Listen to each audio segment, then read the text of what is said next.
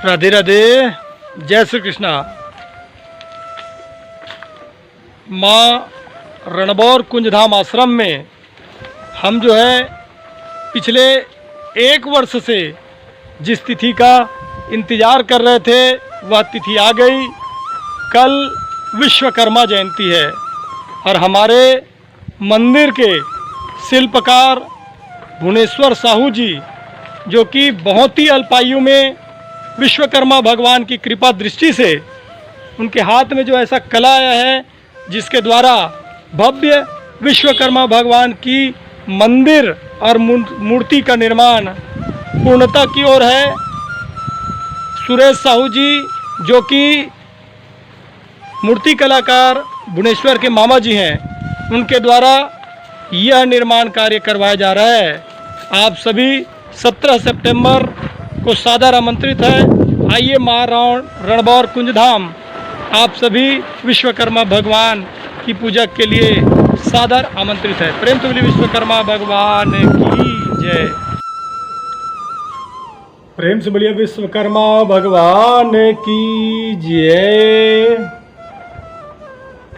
ऐसे तो ब्रह्मा जी को कौन नहीं जानता, देवताओं में पूज्य सृष्टि के रचनाकार ब्रह्मा जी के ही प्रपौत्र विश्वकर्मा भगवान, ब्रह्मा जी के पुत्र वास्तु और वास्तु के पुत्र विश्वकर्मा जी। चारों युगों में विश्वकर्मा भगवान की पूजा की बड़ी महत्ता बताई गई है। जहां हम बात करें सतयुग की, तो सतयुग में देवताओं के लिए स्वर्ग का निर्माण विश्वकर्मा भगवान के द्वारा किया गया। साथ में हम बात करें त्रेता युग की, तो त्रेता युग में स्वर्ण के लंकापुरी को कौन नहीं जानता। उस लंकापुरी का निर्माण भी विश्वकर्मा भगवान के द्वारा हुआ।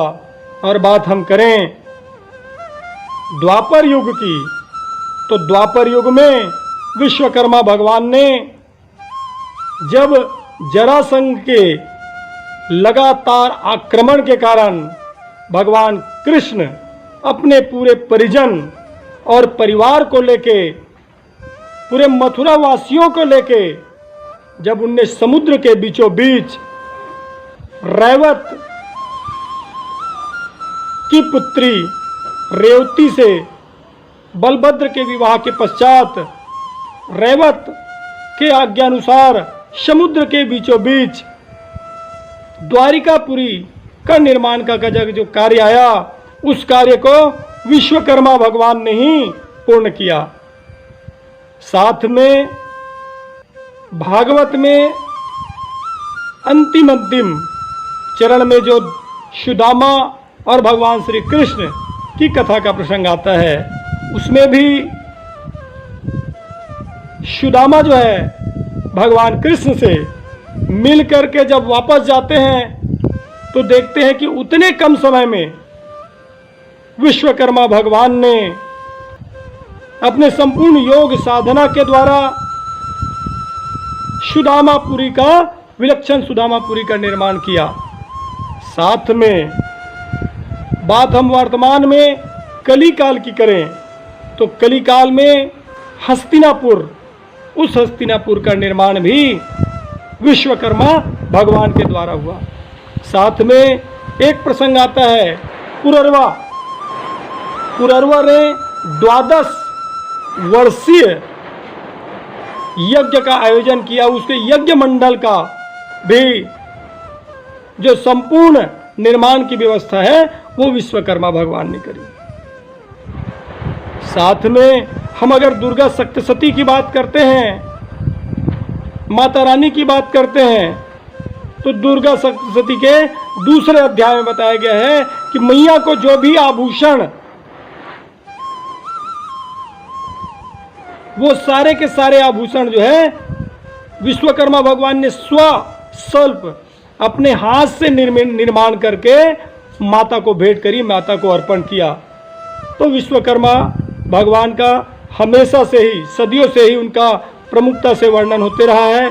साथ में काशी विश्वनाथ की बात करें तो शिवलिंग का निर्माण भी विश्वकर्मा भगवान की अनूठी कलाकृति है, जो हम आज भी जाकर देख सकते हैं। तो सदियों से, युगों से विश्वकर्मा भगवान की पूजा की महत्व बनी हुई है। इसलिए हम देखते हैं जब हम गृह प्रवेश करते हैं तो उस गृह प्रवेश में वास्तुमंडल प्रमुखता से बनाई जाती है। वास्तुशास्त्र के जानकार जो हैं वो विशेष रूप से वास्तुमंडल की पूजा कराते हैं। विश्वकर्मा भगवान की पूजा की महत्ता अभी कुछ समय से घटी हुई है। आज हमारे समाज में हम बड़े से बड़े मकान बना लेते हैं, लेकिन वहां शांति की कमी है। तो शांति की कमी इसलिए है क्योंकि हम कहीं ना कहीं विश्वकर्मा भगवान का अपमान करते हैं। जिस शिल्पकार के माध्यम से हमारा मकान का कार्य हुआ उसका हम सम्मान नहीं कर पाते, यथोचित सम्मान नहीं दे पाते, और कहीं ना कहीं वह कला का वातावरण हमारे बाद में जाकर के मकान में जब हम प्रवेश करते हैं तो नाना प्रकार के कष्ट हमें आते हैं। इसलिए विश्वकर्मा भगवान को संतुष्ट करें, प्रसन्न करें, वास्तुमंडल को संतुष्ट करें। अच्छा, संक्षिप्त में विश्वकर्मा भगवान की पूजा के विधान कहें तो यहाँ पर नवग्रह, गौरी गणेश, षोडश मातृका और कलश, इन चारों की स्थापना करें और स्थापना करने के पश्चात विश्वकर्मा भगवान की विधि विधान से पूजा करें, प्राण प्रतिष्ठा करें।